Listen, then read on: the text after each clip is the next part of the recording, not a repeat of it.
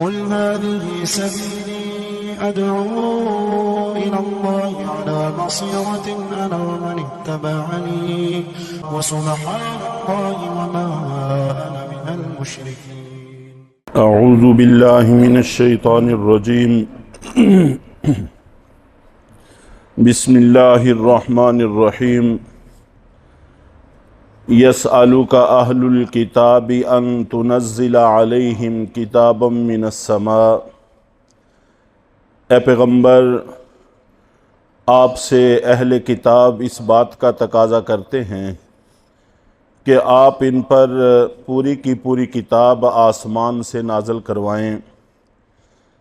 آپ جانتے ہیں کہ قرآن پاک نبی پاک صلی اللہ علیہ وسلم پر سبقاً تدریجاً تھوڑا تھوڑا وقتاً فوقتاً نازل ہوا ہے، جبکہ پہلی آسمانی کتابیں ساری کی ساری بیک بارگی اتاری گئی ہیں۔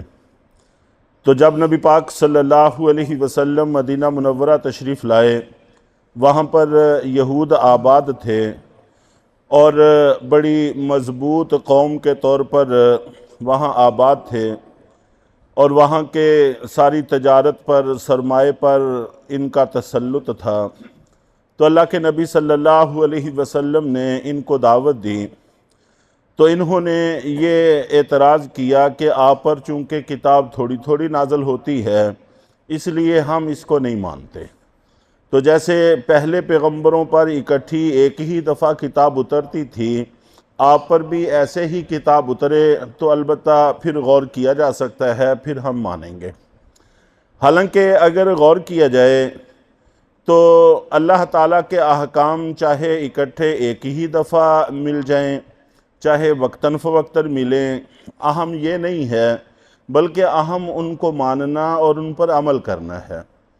اگر احکام ایک ہی دفعہ سارے کے سارے دے دیے جائیں اور ان پر عمل نہ کیا جائے تو اکٹھے اتارنے کا کچھ بھی حاصل نہیں ہے، اور اگر وقتاً فوقتاً اتارے جائیں اور ان پر عمل کر لیا جائے تو ظاہر ہے کہ یہ بہت بہتر ہے۔ تو اصل چیز عمل کرنا ہے، نہ کہ اکٹھے نازل ہونا یا علیحدہ علیحدہ نازل ہونا، اس سے فرق نہیں پڑتا۔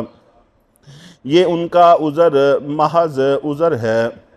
اور پھر ساتھ ہی بتایا کہ جب ان کو پوری کی پوری کتاب اتار کر دی گئی تھی، حالانکہ یہ حضرت موسیٰ علیہ السلام پر ایمان بھی رکھتے تھے، آپ پر تو ایمان نہیں رکھتے، تو حضرت موسیٰ علیہ السلام پر ایمان بھی رکھتے تھے، اور کتاب بھی پوری اتاری گئی تھی اور ایک ہی دفعہ ان کو دی گئی تھی، تب بھی انہوں نے جیسے آپ سے تقاضا کیا ہے، مطالبہ کیا ہے، اس سے بھی کہیں بڑی چیز کا مطالبہ کر دیا تھا۔ چنانچہ اس کا تذکرہ ہے فَقَدْ سَأَلُوا مُوسَىٰ أَكْبَرَ مِنْ ذَلِكَ، کہ انہوں نے موسیٰ علیہ السلام سے اس سے بھی بڑی بات کا تقاضا کیا تھا۔ تو نبی پاک صلی اللہ علیہ وسلم کو تسلی بھی دی جا رہی ہے کہ یہ ان کا عذر محض عذر ہے، وگرنہ یہ اس معاملے میں سنجیدہ بالکل بھی نہیں ہیں، اور اگر یہ سنجیدہ ہوتے تو ان کے بڑے حضرت موسیٰ علیہ السلام پر اتنا بڑا سوال نہ کرتے، تو اس سے بھی بڑی بات کا تقاضا ان سے کر چکے ہیں۔ فَقَالُوا أَرِنَا اللَّهَ جَهْرَةً، اور وہ تقاضا یہ تھا کہ انہوں نے کہا کہ ہم کو اللہ تعالیٰ ہماری کھلی آنکھوں سے دکھاؤ، اللہ تعالیٰ ہمیں دکھاؤ، اور پھر اللہ ہمیں کہیں کہ یہ میں نے کتاب اتاری ہے، تو پھر ہم غور کریں گے اس کو ماننے پر، وگرنہ ہم تورات کو ماننے کے لیے تیار نہیں ہیں۔ تو موسیٰ علیہ السلام کے یہ کہنے پر کہ یہ اللہ نے دی ہے، انہوں نے اس بات کو نہیں مانا تھا، اور یہ تقاضا کر دیا تھا کہ اللہ ہمیں نظر آئیں، اور پھر خود اللہ ہم سے کلام کریں اور ہمیں کہیں کہ یہ میری کتاب ہے، اس کو مانو، تو پھر ہم اس پر غور کریں گے۔ تو ان کی صورتحال تو یہ ہے۔ یہ حضرت موسیٰ علیہ السلام کے زمانے میں بھی ایسے ہی تھے، اے پیغمبر آپ کے زمانے میں بھی ایسے ہی ہیں، اور آج جب کہ قرب قیامت ہے تو اب بھی ان کے اندر ذرہ بر کوئی فرق نہیں آیا، ایسی یہ کسی مٹی کے بنے ہوئے ہیں۔ فَقَالُوا أَرِنَا اللَّهَ جَهْرَةً، جب انہوں نے یہ تقاضا کیا کہ اللہ ہم کو کھلے آنکھوں دکھاؤ، چنانچہ تفصیلی واقعہ پہلے پارے میں موجود ہے تو حضرت موسیٰ علیہ السلام پھر ان کو لے کر گئے، ان کے بڑے بڑے 70 سردار بطور نمائندہ گئے، اور حضرت موسیٰ علیہ السلام لے کر ان کو طور پہاڑ پر پہنچے۔ وہاں پر اللہ تعالیٰ سے تقاضا کیا، تو صرف سمجھانے کے لیے، وگرنہ تو اللہ تعالیٰ کی کوئی مثال نہیں دی جا سکتی۔ چھوٹی انگلی کے ایک پورے کے برابر اللہ نے تجلی فرمائی، جس کی تاب نہ لا کر پہاڑ ریزہ ریزہ ہو گیا، اور یہ 70 کے 70 مر گئے، اور حضرت موسیٰ علیہ السلام پر بھی بے ہوشی طاری ہو گئی۔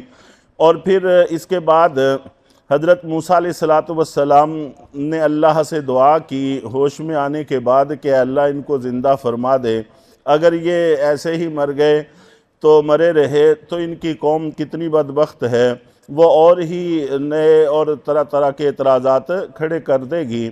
چنانچہ پھر ان کو زندگی بخشی گئی۔ اس کا تذکرہ ہے فَأَخَذَتْهُمُ الصَّاعِقَةُ بِظُلْمِهِمْ، پھر ان کو ایک بجلی کی کڑک نے پکڑ لیا ان کے ظلم کی وجہ سے۔ یہ تقاضا ان کا سراسر زیادتی تھا، سراسر ظلم تھا، تو اللہ تعالیٰ کی تجلی کی کڑک نے ان کو آ پکڑا۔ ثُمَّ اتَّخَذُوا الْعِجْلَ مِن بَعْدِ مَا جَاءَتْهُمُ الْبَيِّنَاتُ، اور اللہ تعالیٰ کی یہ ساری کھلی کھلی نشانیاں دیکھنے کے باوجود بھی انہوں نے بچھڑے کو معبود بنا لیا تھا۔ پھر انہوں نے بنا لیا تھا معبود بچھڑے کو، باوجود اس کے کہ ان کے پاس کھلی کھلی دلیلیں آ چکی تھیں، کھلی دلیلیں بھی آ چکی تھیں، ہر وقت ان دلیلوں کا مشاہدہ بھی کرتے رہتے تھے۔ تو حضرت موسیٰ علیہ السلام جب تورات لینے کے لیے گئے تو اس وقت پیچھے انہوں نے بچھڑے کی پوجا شروع کر دی تھی، اور پھر بچھڑے کی پوجا ہی نہیں شروع کی بلکہ اس کی ایسی محبت ان کے دلوں میں گھول دی گئی کہ جس کو یہ آج تک نکال نہیں پائے۔ تو ایسی یہ قوم تھی۔ فَعَفَوْنَا عَنْ ذَلِكَ، تو پھر انہوں نے توبہ کی، جیسا کہ اللہ تعالیٰ نے توبہ کا ان کو طریقہ بتایا، تو ہم نے ان کو معاف کر دیا۔ لیکن اس کے بعد بھی یہ اپنی حرکتوں سے باز نہیں آئے۔ وَآتَيْنَا مُوسَىٰ سُلْطَانًا مُبِينًا، اور ہم نے موسیٰ علیہ السلام کو واضح اقتدار عطا فرمایا تھا۔ وَرَفَعْنَا فَوْقَهُمُ الطُّورَ بِمِيثَاقِهِمْ، اور ہم نے طور پہاڑ کو ان کے اوپر کر دیا تھا ان سے عہد لینے کے لیے۔ چنانچہ پھر بھی انہوں نے جب تورات کو نہیں مانا تو پھر اللہ تعالیٰ نے طور پہاڑ کو اٹھا کر ان کے اوپر کر دیا، اور بالکل سروں کے قریب لا کر اس کو ہلایا، جھٹکے دیے، تو جس کے خوف اور دہشت کی وجہ سے پھر انہوں نے مان بھی لیا اور اللہ سے پختہ عہد بھی کر دیا۔ لیکن اس کے باوجود ان کے عہدوں کا یہ حال تھا۔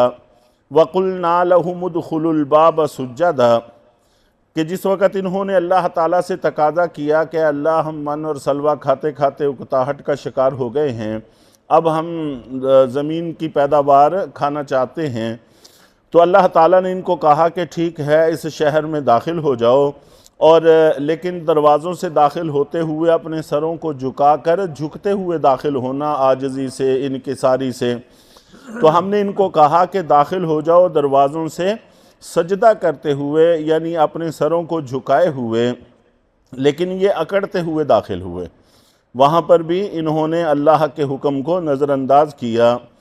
وَقُلْنَا لَهُمْ لَا تَعْدُوا فِي السَّبْتِ، اور ہم نے ان کو کہا کہ ہفتے کے معاملے میں حد سے تجاوز نہ کرو، لیکن انہوں نے ہفتے کے معاملے میں حد سے تجاوز کیا۔ یہود کا عبادت کا دن ہفتہ تھا، اور ان کو کہا تھا کہ اس دن مچھلیوں کا شکار نہ کیا کرو، لیکن انہوں نے کیا، جس کے نتیجے میں یہ بندر اور خنزیر بن کر تباہ و برباد ہوئے۔